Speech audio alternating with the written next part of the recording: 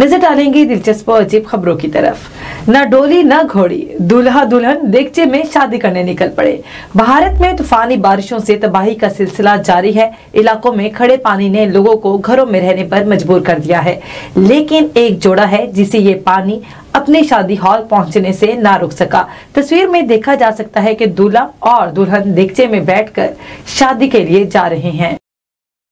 बहन के घर बेटी की पैदाइश, मामू का मुफ्त पेट्रोल बांटने का ऐलान। पेट्रोल की कीमतें दिन ब दिन आसमान से बातें कर रही हैं, फिर चाहे वो भारत हो या पाकिस्तान। ऐसे में मुफ्त पेट्रोल मिलना कोई ख्वाब देखने जैसा ही है। भारतीय रियासत मध्य प्रदेश से ताल्लुक रखने वाला पंप मालिक ने अपनी बहन के यहाँ बेटी की पैदाइश पर मुफ्त पेट्रोल देने का ऐलान किया है। मुसलमान शोहर का बीवी को सालगिरह पर 6 करोड़ का तोहफा, वीडियो सोशल मीडिया पर वायरल।